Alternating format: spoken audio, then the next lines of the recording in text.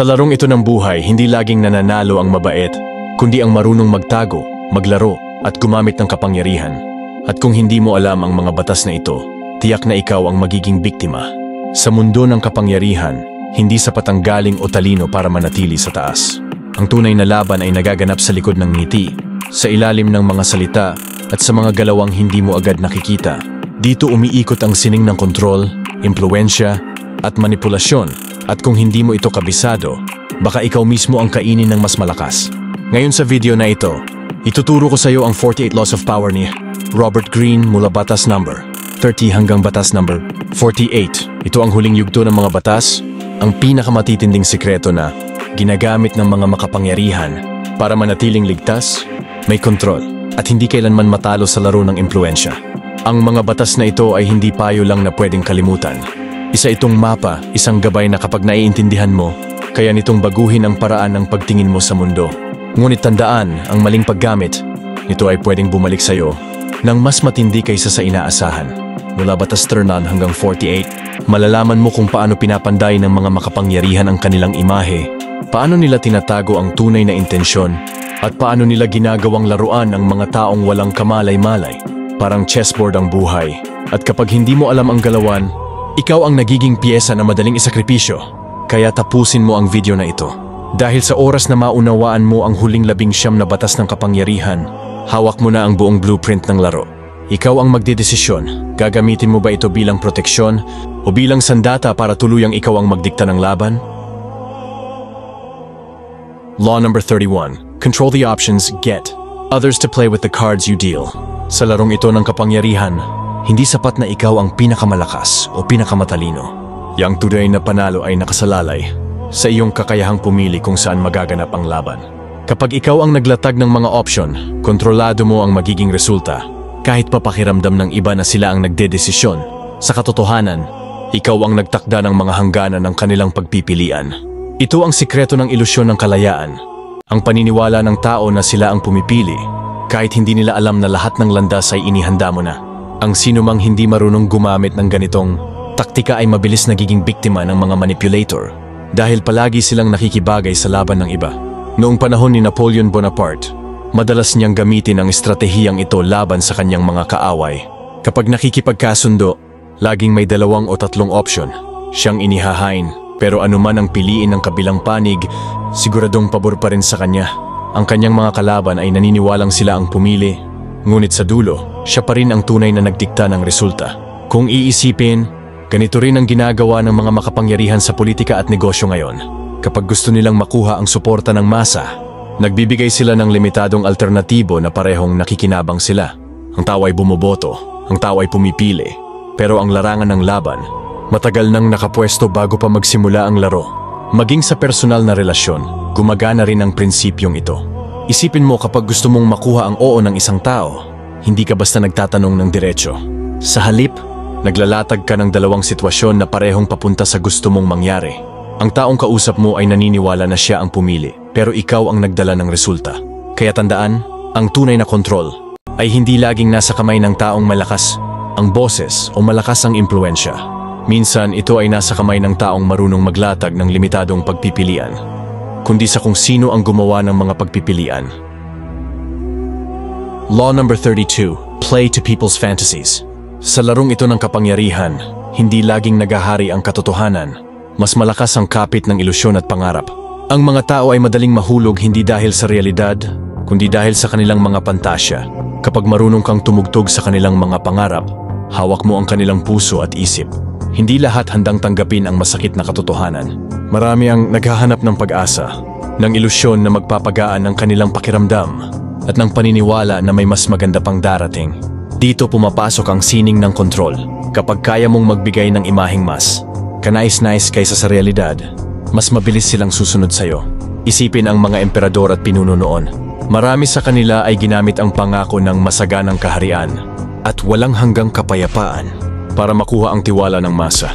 Ang ilan gaya ni Cleopatra ay ginamit ang misteryo at pantasya ng kanyang karisma para kontrolin hindi lang ang kanyang mga nasasakupan, kundi pati mga makapangyarihang lalaki tulad ni Julius Caesar at Mark Antony. Ganito rin ang nakikita natin sa mga leader sa modernong panahon. Hindi lang sila basta nagbibigay ng plataporma, binibenta nila ang pangarap ng isang mas magandang bukas. At ang mga tao, imbes na suriin ang realidad, mas pinipiling maniwala sa imaheng inilalatag sa kanilang harapan. Ang ilusyon ay mas matamis kaysa katotohanan. Sa negosyo at relasyon, gumagana rin ito. Kung gusto mong mahulog ang tao sa'yo, hindi sapat ang simpleng kilos at salita.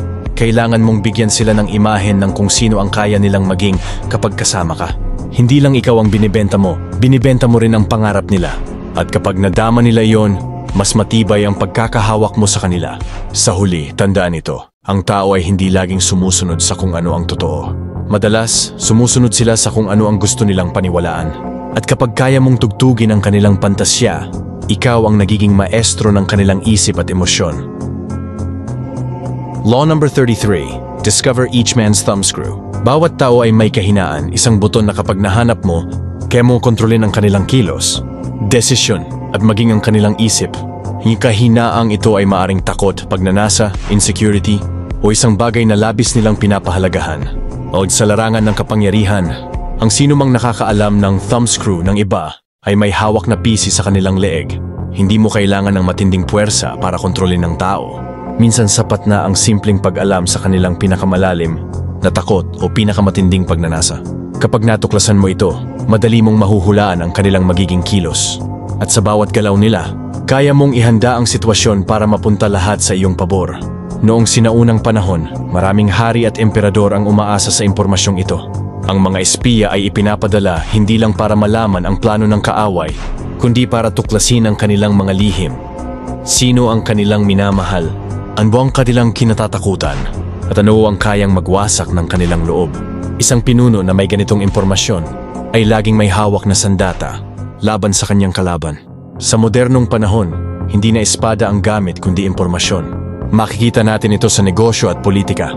Ang isang CEO na alam kung ano ang kahinaan ng kanyang mga karibal ay kayang gumamit nito para makuha ang pinakamagandang deal. Ang isang politiko na nakakaunawa sa takot ng masa ay kayang baluktutin ito para makuha ang kanilang suporta. Maging sa relasyon, umiiral ang batas na ito. Kung alam mo kung ano ang hinahanap ng isang tao, pagmamahal, seguridad, o atensyon, kaya mong gamitin ito para manatili silang nakatali sa'yo. At kung alam mo naman ang kanilang kinatatakutan, mas madali mong makikita kung paano sila protektahan o kontrolin. Kaya tandaan, ang bawat tao ay may buton. Hindi ito laging nakikita, pero lagi itong naroroon. At kapag ikaw ang unang nakahanap nito, ikaw ang may hawak ng kapangyarihan. Law number 35, master the art of timing. Ang oras ay isa sa pinakamakapangyarihang sandata ng sino mang gustong magtagumpay. Hindi sapat na may plano ka o may lakas ka. Kung mali ang tiyempo, maaari kang mabigo. Ang sining ng kapangyarihan ay nakasalalay sa iyong kakayahang maghintay, umatake o umatras sa tamang oras. Maraming tao ang nadadala ng kanilang emosyon, kaya't nagmamadali silang gumawa ng desisyon. Ngunit ang tunay na marunong ding maghintay. Ang tamang paghihintay ay hindi pagiging mahina, kundi pagiging matiyaga. Hanggang ang kalaban mismo ang mapagod o magpakita ng kahinaan. Noong panahon ng mga hari, maraming pinuno ang natalo dahil hindi nila natiyempuhan ang tamang sandali. Si Cardinal Richelieu ng France ay kilalang bihasa sa sining ng timing. Hindi siya kumikilos agad, kundi nag-aantay hanggang ang mga kalaban niya ay masyadong mahina na para lumaban. Saka siya nagdedesisyon. Sa modernong panahon, makikita natin ito sa negosyo at politika. Ang matagumpay na negosyante o politiko ay hindi basta sumusugod sa bawat oportunidad. Pinipili nila ang tamang oras para pumasok, ang tamang sandali para umatake, at ang tamang oras para umatras. Ang tempo ang nagtatakda kung ang isang kilos ay magiging matagumpay o magiging kapahamakan. Kaya tandaan, ang kapangyarihan ay hindi lang nasa lakas ng iyong kamay, kundi sa tiyempo ng iyong galaw. Ang taong marunong maghintay ng tamang oras ang laging nakakakuha ng pinakamalaking panalo. Law number 36, disdain. Things you cannot have. Ignoring them is the best revenge. Isa sa pinakamalaking bitag sa buhay ay ang labis na pagnanais sa bagay na hindi mo makuha. Kapag pinakita mong desperado ka, mas lalo ka lang nagmumukhang mahina at walang kontrol. Ang tunay na malakas ay hindi nagpapakita ng pagkahumaling, bagkus. Binabaliwala niya ang mga bagay na wala sa kanyang kamay. Kapag ipinakita mong hindi mo kailangan ng isang bagay o tao, mas lalo itong nagiging walang halaga. ang pagwawalang bahala ay isang anyo ng kapangyarihan dahil ipinapakita nitong buo ka kahit wala ang bagay na iyon. Noong sinaunang panahon, maraming pinuno ang bumagsak dahil pinilit nilang kunin ang isang bagay na hindi para sa kanila. Ngunit ang mga matatalino, tulad ni Elizabeth Ferner ng England, ay marunong umiwas sa mga sitwasyong wala siyang kontrol. Sa halip na habulin ang imposible, pinagtibay niya ang kanyang lakas sa mga bagay na kaya niyang pamahalaan. Sa modernong panahon, makikita natin ito sa negosyo, politika, at maging sa relasyon. Ang taong hindi nagpapakita ng desperasyon ay mas kinagalang dahil hindi sila madaling manipulahin. Samantalang ang taong laging naghahabol ay laging nagiging alipin ng kanyang pagnanasa. Kaya tandaan, hindi lahat ng laban ay dapat salihan.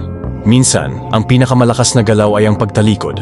Sa ang pinakamabisang paghihigante ay ang pagpapakita na kaya mong mabuhay ng mas maganda kahit wala ang bagay na yon. Law number 37, create compelling spectacles. Ang kapangyarihan ay hindi lamang nakukuha sa salita o gawa. Madalas, nakukuha ito sa imahe at palabas. Ang tao ay likas na naakit sa mga bagay na kahanga-hanga, makukulay at puno ng simbolismo. Kapag ikaw ay lumikha ng isang palabas na nakakaakit ng mata, mas madali mong makukuha ang atensyon at respeto ng iba. Hindi sapat ang simpleng mensahe kung gusto mong maging makapangyarihan. Kailangan mo itong balutin ng anyo at drama. Ang isang mensahe na sinamahan ng imahe, ritual, o engranding presentasyon ay mas madaling tatatak sa isipan ng tao kaysa isang simpleng salita lang. Noong sinaunang panahon, ang mga hari at emperador ay hindi lang nakaupo bilang pinuno, sila ay nagiging simbolo ng kagandahan at kapangyarihan. Ginagamit nila ang engranding seremonya, magagarang kasuotan, at nakamamanghang palabas para ipakita na sila ay higit sa ordinaryong tao. Sa kasalukuyan, makikita natin ito sa politika at negosyo. Ang mga matagumpay na leader ay marunong gumamit ng imahe, grand launch events, malalaking campaign rallies, at mga simbolikong galaw na nagpapalakas sa kanilang autoridad. Gusto ay naakit hindi lang sa sinasabi mo, kundi sa ipinapakita mong larawan ng kapangyarihan.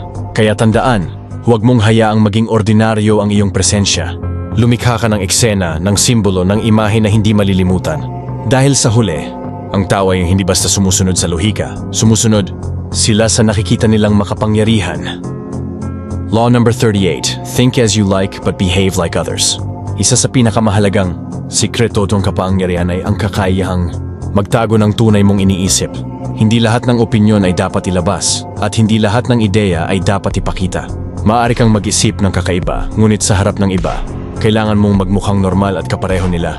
Kapag ipinakita mo agad na iba ang iyong pananaw, nagiging banta ka sa mga taong nakapaligid sa iyo. Kahit wala kang masamang balak, maaari silang makaramdam ng inggit o takot. Ang taong nakakaangat ay kadalasang hindi lantaran kundi marunong magtago sa anyo ng karamihan. Noong sinaunang panahon, maraming pilosopo at palaisip ang itinuring na kaaway ng lipunan dahil hindi sila marunong magtago ng kanilang kakaibang ideya. Ngunit ang tunay na marurunong, tulad ng ilang pinuno at tagapayo, ay marunong makibagay sa labas habang pinapanatili ang sariling paniniwala sa loob. Sa modernong panahon, ito ay napakahalaga lalo na sa trabaho o politika. Ang taong marunong mag-blend in ay nagkakaroon ng mas maraming pagkakataon para umangat. Kapag natutunan mong maging isa sa kanila, mas madali kang tatanggapin at mas madali mong maisa sa katuparan ang sarili mong plano. Kaya tandaan, huwag mong hayaang makita agad ng lahat ang iyong tunay na isip. Mag-isip ka ng malaya pero magpakita ng imahe na katulad ng iba. Sa ganitong paraan, makakaiwas ka sa inggit at banta at mas madali mong maaabot ang tunay mong kapangyarihan. Law number 39, stir up waters to catch fish. Ang tao ay madaling maapektuhan ng emosyon, galit, inggit, takot o pagkabalisa. At dito pumapasok ang kapangyarihan. Kapag marunong kang guluhin ang isipan ng iba, mas madali mong makukuha ang gusto mo. Ang malinaw na isip ay kalakasan, pero ang malabong pag-iisip ng kaaway ay oportunidad. Kapag nakokontrol mo ang emosyon ng isang tao, nawawala ang kanilang lohika.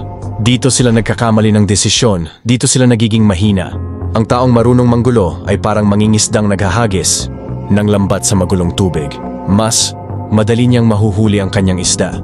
Sa kasaysayan, maraming general at pinuno ang gumamit ng taktikang ito. Gumagawa sila ng ingay, alitan, at kalituhan upang madistract ang kanilang mga kalaban. Habang ang lahat ay nalilito, tahimik nilang kinukuha ang tunay nilang pakay. Sa makabagong panahon, makikita natin ito sa politika, negosyo at kahit sa relasyon. Ang mga taong marunong magpaikot ng sitwasyon ay nagtatagumpay dahil sila ang nagdidikta ng emosyon ng iba. Samantalang ang madaling magpauto sa galit at inggit ay laging talo sa huli. Kaya tandaan, huwag kang padalos-dalos kapag may taong gumugulo sa iyo. Kapag nagalit ka, ikaw ang natalo. Ang sumay na malakas ay kalmado habang kang iba ay magulo. At ginagamit niya ang kaguluhan bilang sandata para makuha ang kanyang kapangyarihan. Law number 40, despise the free lunch. Kung dahas ang bagay ng libre ay may kapalit. Maaring hindi mo ito makita agad, pero sa likod ng bawat libreng alok, may nakatagong agenda o kontrol. Kapag ikaw ay umaasa sa libreng tulong, nawawala ang iyong kalayaan at nagiging utang na loob mo ang kapangyarihan ng iba. Ang tunay na makapangyarihan ay laging handang magbayad para sa kanyang gusto. Bakit? Dahil ang pagbabayad ay nagbibigay ng kalayaan, wala kang utang na loob, wala kang tali, at ikaw ang may kontrol. Ang umaasa sa libreng biyaya ay laging nakadepende at sa huli mahirap makawala. Noong sinaunang panahon, maraming pinuno ang bumagsak dahil sa sobrang pagtanggap ng regalo at pabor mula sa kanilang kaalyado. Ang mga regalong medyon ay hindi simpleng pagkabigay, kundi tali na dahan-dahang kumokontrol sa kanila. Sa kasalukuyan makikita ito sa negosyo at personal na buhay. Kapag sanay ka sa libre, nawawala ang iyong disiplina at dignidad. Pero kung marunong kang magbayad, ikaw ay nakakaangat. Dahil pinapakita mong kaya mong tumayo sa sarili mong paa at wala kang utang na dapat bayaran. Kaya tandaan, ang libreng bagay ay hindi laging biyaya, madalas ito ay bitag. Piliin mong magbayad para sa kalayaan kaysa mabuhay na kontrolado ng utang na loob. Law number 41, avoid stepping into a great man's shoes. Mahirap palitan ng isang dakilang tao. Kapag sinubukan mong sundan ang yapak niya, ikukumpara ka palagi at madalas ay hindi mo maabot ang kanyang antas. Sa halip na kilalanin ka sa sarili mong galing, lagi kang maaalala bilang anino ng nauna. Ang kapangyarihan ay nakukuha kapag marunong kang gumawa ng sariling landas. Ang mga taong naiwan sa ilalim ng imahe ng dakilang tao ay madalas nalulunod sa inaasahan ng iba. Ngunit ang mga marunong mag-iba ng diskarte, lumilikha ng sariling pangalan, at hindi basta ginagaya ang nakaraan, sila ang tunay na umaangat. Maraming leader at pinuno ang bumagsak dahil sinubukan nilang maging kapareho ng kanilang naunang idolo. Ngunit ang ilan, tulad ng mga revolusyonaryong nagdala ng bagong ideya, ay nagtagumpay dahil nilikha nila ang sariling tatak na hindi nakatali sa nakaraan. Sa modernong panahon, makikita ito sa trabaho o negosyo. Kung gusto mong makilala, huwag mong basta kopyahin ang estilo ng nauna. Gumawa ka ng sarili mong brand, sariling paraan, at sariling direksyon. Ang pagkakaiba mo ang magiging dahilan para kilalanin ka. Kaya tandaan, ang tunay na makapangyarihan ay hindi basta sumusunod sa yapak ng iba. Gumagawa siya ng bagong daan at siya mismo ang nagiging pamantayan ng susunod na henerasyon. Law number 42, strike the shepherd and the sheep will scatter. Sa bawat grupo, may leader na nagsisilbing sentro ng lakas at direksyon. Kapag gusto mong sirain ang buong grupo, huwag mong ubusin ang lahat, tamaan mo lang ang kanilang pinuno, at kusa nang mawawalan ng saysay ang mga natitira. Ang leader ay parang gulugod ng isang katawan. Kapag siya ay tinamaan o nawala, ang buong struktura ay bumabagsak. Ang mga tao na dati ay matibay at nagkakaisa, biglang nagiging mahina at nagkakawatak-watak dahil wala nang susundan. Noong kasaysayan, maraming imperyo at kaharian ang bumagsak hindi dahil natalo ang lahat ng sundalo, kundi dahil tinamaan ang kanilang hari, general o pinuno. Ang pagkawala ng ulo ay nagdudulot ng gulo at takot sa buong hanay. Sa modernong panahon, makikita ito sa politika, negosyo, at kahit sa personal na relasyon. Kapag gusto mong pabagsakin ang isang organisasyon, alamin mo kung sino ang tunay na nagpapagalaw at doon ka umatake. Kapag ang leader ang bumagsak, yung tao ay kusa ng magkakanya-kanya. Kaya tandaan, huwag mong ubusin ang lahat ng puwersa ng kalaban. Hanapin ang kanilang ulo at kapag ito ay tinamaan, kusa ng guguhuin ng takot at kaguluhan ng buong grupo. Law number 43, work on the hearts and minds of others. Ang tunay na kapangyarihan ay hindi lang nakukuha sa dahas o takot. Mas matibay ito kapag nakontrol mo ang puso at isipan ng tao. Kapag sila ay naniwala sa'yo, sumunod sila ng kusa at mas mahirap silang mawalan ng katapatan. Ang tao ay hindi basta makina na sumusunod lang. May emosyon, pangarap at kahinaan sila na pwede mong pasukin. Ang sino mang marunong maglaro sa emosyon ng iba, gumamit ng papuri, pag-aalaga o kahit pananakot ay kayang gawing tapat ang kahit sino. Noong nakaraan, maraming pinuno ang nanatili sa kapangyarihan dahil hindi lang sila marahas, kundi marunong din silang magpakita ng malasakit. Pinagsasama nila ang takot at pagmamahal upang manatili ang kontrol. Sa kasalukuyan, makikita mo ito sa mga leader, influencer at negosyante. Hindi lang produkto o ideya ang kanilang binebenta. Binibenta rin nila ang emosyon, pangarap o imahe na gusto ng tao. Kapag nakuha mo ang puso ng tao, ang utak nila ay susunod. Kaya tandaan, huwag kang makontento sa pagkontrol ng kilos ng tao. Ang pinakamakapangyarihang anyo ng kontrol ay ang paghawak sa kanilang puso at isipan, dahil kapag nakuha mo ito, sila mismo ang magbubulag sa sarili para manatili sa iyong tabi. Law number 44. Disarm and infuriate with the mirror effect. Isa sa pinakamalakas na paraan para kontrolin ang tao ay ang pag-aya mismo sa kanila. Kapag ginamit mo ang salamin, ginawa mo ang kanilang galaw, salita o taktika, madalas silang nawawala sa balanse, naiirita at nawawalan ng direksyon. Ang salamin ay nakakatakot dahil pinapakita nito sa tao ang sarili nilang kahinaan at kilos.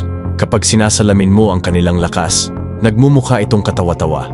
Kapag sinasalamin mo naman ang kanilang galit, mas lalo silang nauubos sa emosyon. Maraming manlalaro ng kapangyarihan ang gumamit ng estratehiyang ito. Sa halip na direktang lumaban, ginaya nila ang paraan ng kalaban hanggang sa ito mismo ay maubusan ng pasensya at bumagsak. Ang taong makakakita ng sarili niyang taktika laban sa kanya ay mabilis mabubulabog. Sa modernong panahon, ito ay makikita sa debate, negosyo at kahit relasyon. Kapag ginamit mo ang salamin, pinaparamdam mo sa iba na ikaw ay hindi natitinag dahil lahat ng ibinabato nila sa'yo ay ibinabalik mo lang. Unti-unti silang nasisira sa sariling armas. Kaya tandaan, ang salamin ay hindi lang pang-reflection. Ito ay sandata, at kapag natutunan mong gamitin ito, maaari mong wasakin ang kalaban, hindi sa pamamagitan ng lakas, kundi sa sarili nilang kilos. Law number 45. Preach the need for change but never reform too much at once. Ang tao ay likas na lumalaban sa pagbabago. Kahit gaano pa kaganda o kaayos ang isang bagong ideya, kung biglaan mo itong ipipilit, siguradong makakakuha ka ng pagtutol. Ang gusto ay ipakita na kailangan ang pagbabago, ngunit ipatupad ito dahan-dahan. Kung sobra ang reforma, masisira ang balanse ng kapangyarihan at magtutulak ng rebellion. Ang masa ay madaling matakot kapag pakiramdam nila ay nawawala ang tradisyon o kontrol. Kaya ang matalinong pinuno ay marunong maghalo ng bago at luma para hindi magmukhang radikal ang kanyang galaw. Noong nakaraan, maraming leader ang bumagsak dahil minadali nila ang reforma. Hindi handa ang tao, kaya sila mismo ang tumalikod at lumaban. Ang tunay na marunong ay laging nagtatanim muna ng ideya hanggang sa kusa itong tanggapin ng lahat.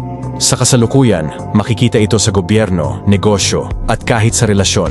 Kapag gusto mong baguhin ang isang sistema, huwag kang magpakita na winawasak mo ito, gawin mong parang natural na hakbang lamang. Dahan-dahanin mo hanggang maging normal na ito sa mata ng tao. Kaya tandaan, huwag kang magmadali. Ilang pagbabago ay ang parang lason, kung biglaan papatay, pero kung paunti-unti, hindi mapapansin hanggang tuluyang gumana. Law number 46. Never appear too perfect. Walang mas kinaiinggitan at kinasusuklaman ng tao, kundi ang taong mukhang perpekto. Kapag wala kang kahinaan na ipinapakita, mabilis kang magiging target ng inggit, tsismis, at lihim na galit ng iba. Ang sikreto ay magpakita ng kaunting kahinaan o maliit na kapintasan, hindi dahil mahina ka, kundi para bigyan ng ilusyon ng iba na kaya kanilang abutin. Ang maliit na butas na ito, ang magpapagaan ng tingin nila sa'yo, habang nananatili kang nakakaangat. Sa kasaysayan, maraming makapangyarihan ang bumagsak hindi dahil mahina sila, kundi dahil sobra silang hinangaan at kinatakutan. Ang tao ay likas na hindi matanggap na may isang masyadong mataas kumpara sa kanila. Sa modernong panahon, ito ay totoo lalo na sa social media, trabaho at relasyon. Kung sobra mong ipakita na ikaw ay perpekto, walang mali, walang sablay, mabilis kang babanggain ng mga taong naiinggit.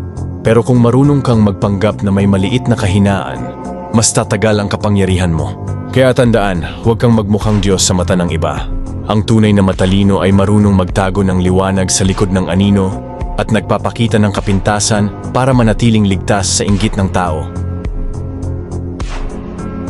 Law number 47. Do not go past the mark you aimed for. In victory, learn when to stop. Kapag nakuha mo na ang tagumpay, huwag kang masyadong magpakalunod dito. Ang pinakamalaking pagkakamali ng mga makapangyarihan ay ang pag-abuso sa panalo patuloy. Silang umaatake kahit sapat na ang kanilang naabot. Ang labis na pagkagahaman ay nagbubukas ng pintuan para sa pagbagsak. Kapag hindi mo alam kung kailan titigil, darating ang panahon na mauubos ang iyong lakas, At ang dating panalo ay magiging simula ng pagkatalo. Sa kasaysayan, maraming leader at emperador ang natalo hindi dahil mahina sila, kundi dahil hindi sila marunong tumigil.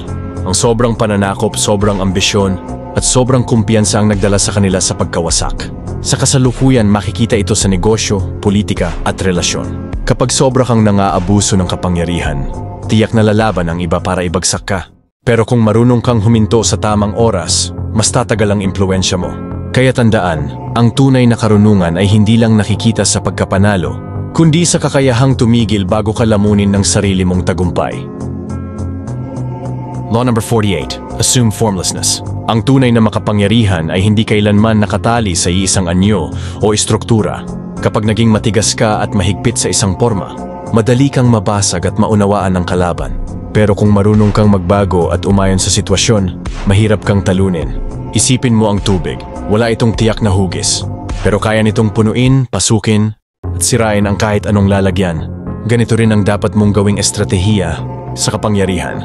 Magbago ka depende sa pangangailangan at huwag hayaang mabasa ng iba ang tunay mong plano. Sa kasaysayan, ang mga pinuno at mandirigmang marunong maging flexible ang siyang nagtatagumpay. Yung mga matigas sa tayo magbago ay unti-unting winawasak ng panahon at ng mas mabilis umangkop na kalaban. Sa modernong mundo, ito ang sekreto ng mga matagumpay na tao. Kung sa negosyo, relasyon o politika, ang hindi nagbabago ay mabilis na naluluma. Pero ang marunong mag-adjust ay patuloy na nananatili sa ibabaw. Kaya tandaan, huwag kang magpakulong sa isang imahe, ideya o plano. Maging parang anino at tubig, hindi mahuli, hindi mapigilan at laging handang magbago. Natapos na natin ang huling bahagi ng 48 Laws of Power ni Robert Greene. Mula sa Batas 31 hanggang 48, nakita natin ang dilim at talino sa likod ng kapangyarihan, kung paano ito ginagamit para umangat, at kung paano rin ito nagiging bitag sa mga hindi marunong mag-ingat. Hindi lahat ng batas ay kailangan mong sundin ng buong buo, pero ang pag-intindi sa kanila ay nagbibigay sa iyo ng bentahe. Sa tamang paggamit, nagiging sandata ito para protektahan ang sarili at makuha ang respeto ng iba. Sa panahon ngayon, ang kapangyarihan ay makikita saan man sa trabaho, negosyo, relasyon, at kahit sa simpleng pakikitungo sa kapwa. Kung may kaalaman dito ay mas handa kaysa sa mga bulag na hindi nakakaunawa sa laro ng impluwensya. Ngunit tandaan, ang tunay na karunungan ay hindi lamang nakasalalay sa paggamit ng kapangyarihan, kundi sa pag-alam kung kailan ito dapat itago at kailan dapat ilabas. Ang balanse ang siyang susi para hindi ka matalo ng sarili mong ambisyon, the darkness of truth. At sa susunod na video, tatalakayin naman natin ang isa pang obra ni Robert Greene, The Laws of Human Nature. Isang mas malalim na pagtingin kung paano gumagana ang isipan at ugali ng tao at paano mo ito magagamit sa sarili mong buhay.